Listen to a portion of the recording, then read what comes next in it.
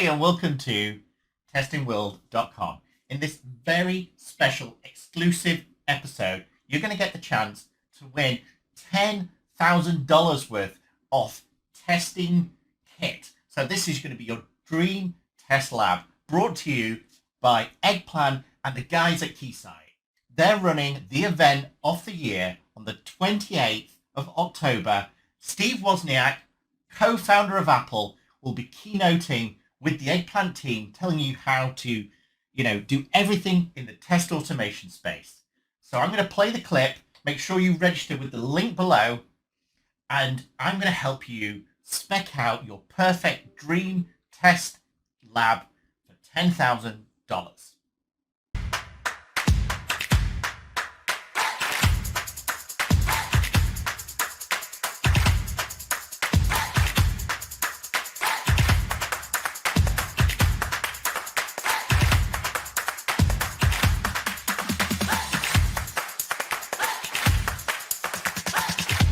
A bubble mic, of course, is the way to go forward with hardware assisted, GPU, AI, ML for getting rid of background noise. You might say, well, I'll just run the one that's in my array, or in the one in this case from the Logitech. That will be absolutely fine, and they typically are. They are good enough, but you will find that there's always somebody on a call who's got a microphone which sounds like they bought it for like 20 pence. They're the ones that have kind of, for some unknown reason, still got a wired earphone with microphone on, and you just think to yourself, what are they doing? And then, of course, you could go down the headset route, and headsets are fine, again, but unless you're using a wire, you've got to then deal with the wireless latency between a Bluetooth or a receiver that's a USB. They do work, they are good, and, the headsets do give you better accuracy, but I still would say you're better off with a standalone mic, which is kind of omnidirectional, so you can put it into the field of area which you wanted to speak into. I make a lot of mistakes where I kind of start looking at my other screens and don't really talk into the microphone, and the noise cancelling just says, oh, well, you're just noise as well. So you've got to beware with things like that. I see a lot of people using, like I do with the AirPods Pros, or the new third, fourth generation they've got now, which again have active noise cancelling, which is really good. But I wouldn't recommend using. You can use these under the Bluetooth 4 profile for Windows, but you're better off using these if you're going down the Mac route.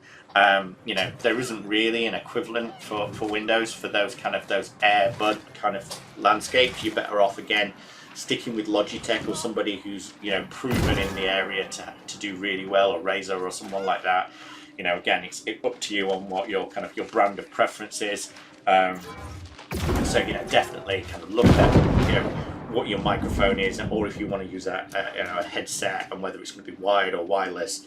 I generally think the wired ones are going to be better quality. The wireless ones with a dongle probably is a close second, and Bluetooth is okay, but the Bluetooth profiles just seem to be not as optimized as they possibly could be. So again, think about your earphones and the sound quality that's coming out of those. We've talked about monitors. 4K HDR is desirable. At least with your either your G-Sync or your FreeSync kind of protocols makes complete sense. At least 60 hertz, 120 hertz, or 144 hertz. If you can get up to those kind of speeds, great. So I'm running 144 hertz on this one that I've kind of using for Slack, and I can tell the difference. But again, you've been able to synchronize, and obviously things like HDMI 2.1 does variable refresh rate. So it's a bit like what they've done with the new 13 120 hertz phones, is that they've got this ability where, if it wants to run the screen at 12 hertz, then it can for reading documents, but then it can spin up to 120 hertz. Like this is 120 hertz on the iPad. And when you're running a game, it's night and day. So yeah, 120 hertz if you can, but like I said, it's very limited at the moment. So, at least 4K 60 hertz is the minimum, at least HDMI 2.0 with a display port, is essential. Make sure your display port versions are up. I had a problem with the screen that I've got on the left, which you can't really see, which had a display port 1.4 or 2.0 compatibility, and it caused mayhem when you're running on.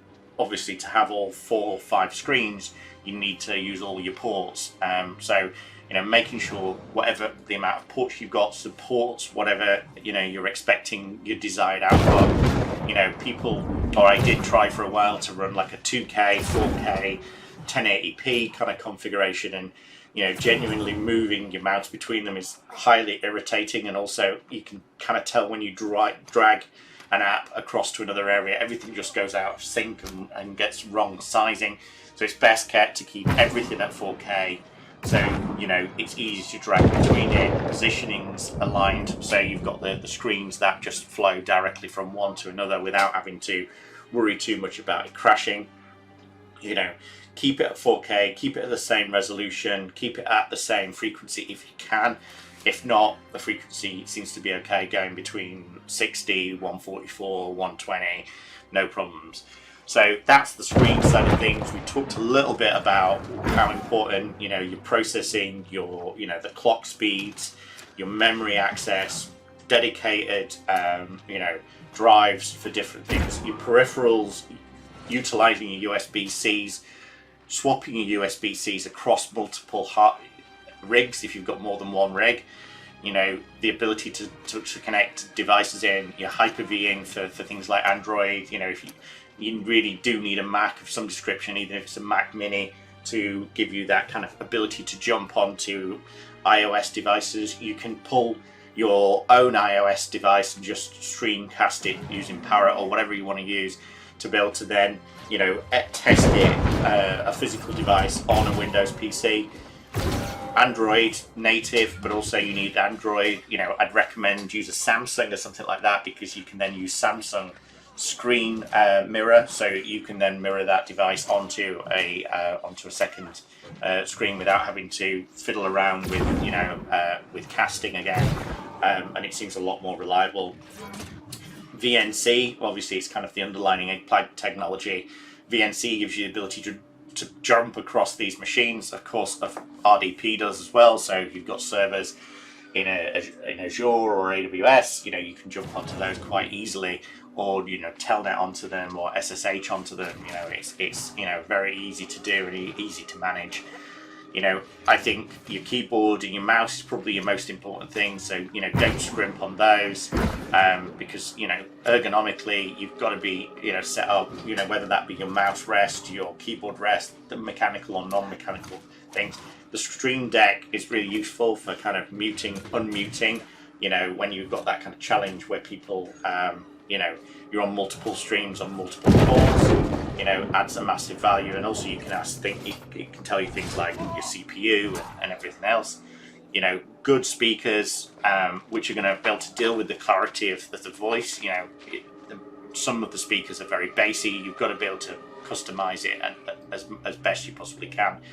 I wouldn't worry too much about having a digital optical out natively on all the devices. I think you can get away now with, just still analog for that kind of stuff. It's more important to have, good high clarity where you can actually hear people, because they're going to have different microphones at different hertz.